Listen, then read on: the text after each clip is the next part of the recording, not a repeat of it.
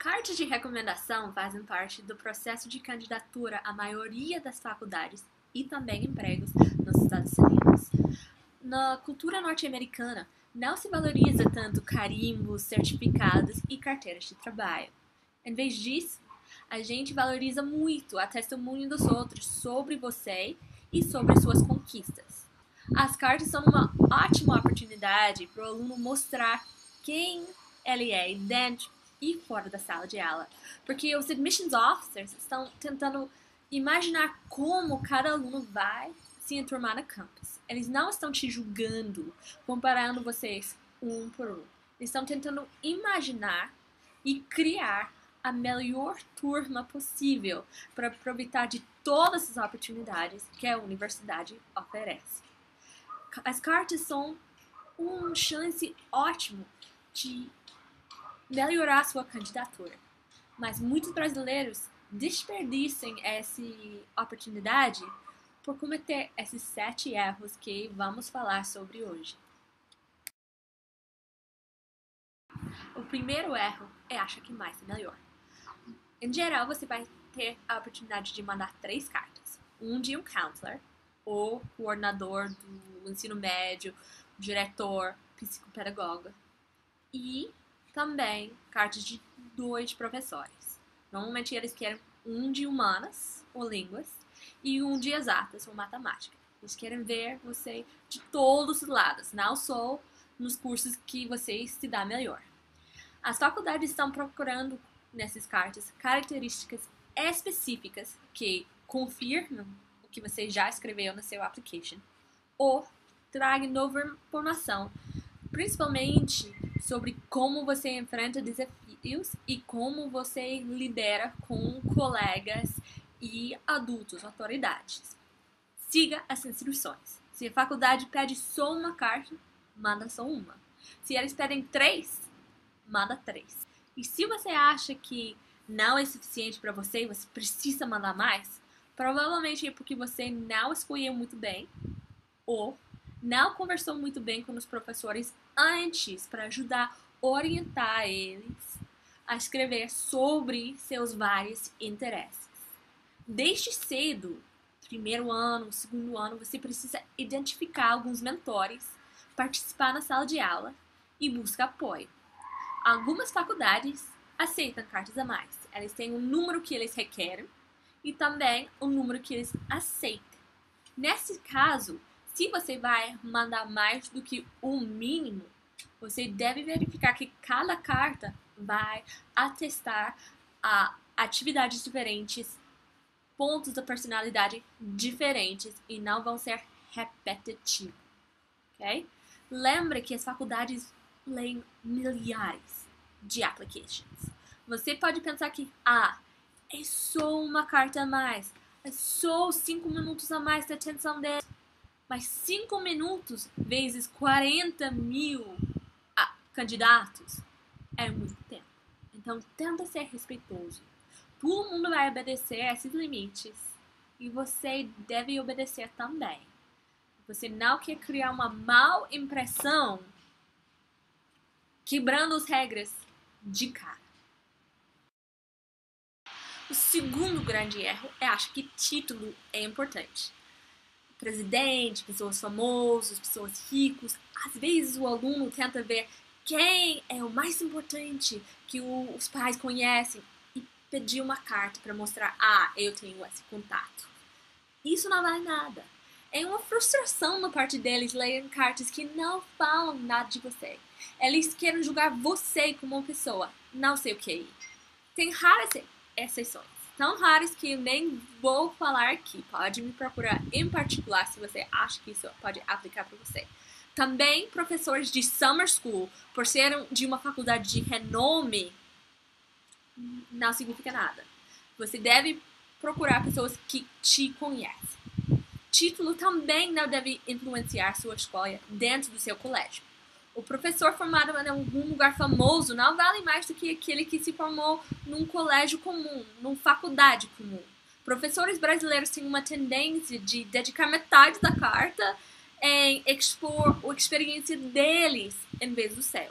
é bom aconselhar seus recomendadores, seus atores de carta de recomendação, que isso não importa. Uma breve introdução vale, mas deve focar a carta no relacionamento entre vocês dois e como o professor te conhece, quanto tempo, em quais capacidades, seu professor, coach, vizinho, e depois falar em tudo que ele acha que é importante para a faculdade saber de você. O terceiro grande erro tem a ver um pouco com o anterior. É vir de alguém que não é um professor do seu colégio. De novo, o processo é subjetivo, mas também precisa ter algumas regras e padrões para ser justo. As faculdades têm seu histórico. Eles sabem se você é um bom aluno ou não. Mas com as cartas estão tentando descobrir qual é seu papel na escola. Você participa na sala de aula, você dorme, chega atrasado, é o primeiro de sair, é o último de sair, ajuda seus colegas. Né? E isso tem que ver de alguém que veja você todo dia ou quase todo dia numa situação obrigatória. O professor de cursinho de inglês não vale. Você está lá por escolha. Se você não estava se dando bem, não estava gostando, você podia ir para outro curso de inglês ou simplesmente parar. Se você realmente acha que o professor de inglês do curso Cultura Inglesa conhece você de um jeito diferente que os professores do seu colégio, não sabem.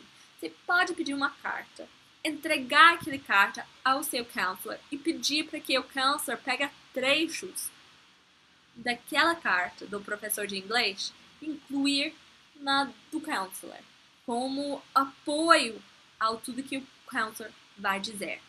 E se a faculdade aceita other recommendations, pode mandar naquela categoria, mas de novo, use isso com cautela. O quarto grande erro é ler as cartas. As faculdades pedem que você assina que não vai ler e você não deve. Eles querem que os professores se sentem à vontade de escrever tanto sobre seus pontos fortes quanto sobre seus pontos fracos. E se o professor sabe que você vai ler, talvez ele vai ser menos honesto. Por isso a carta perde o valor quando você lê. Mas como eu vou saber se é adequado? Muitos alunos têm medo que o professor não vai fazer um bom trabalho, então o que ler? Então tem dois jeitos de prevenir contra isso. Um é conversar bastante com o professor antes, esclarecer o que é importante, o que você espera da carta e dar umas ideias de experiências que vocês tiveram juntos que ele pode incluir. O segundo é ter um bom mentor, um bom counselor dentro ou fora da sua escola, que se oferece ao professor ajudar ele, guiar ele a entender o processo. A pessoa não deve influenciar diretamente a carta, mas pode também garantir para você que não vem uma carta só de 2 linhazinhas falando que fulano tal é um bom aluno.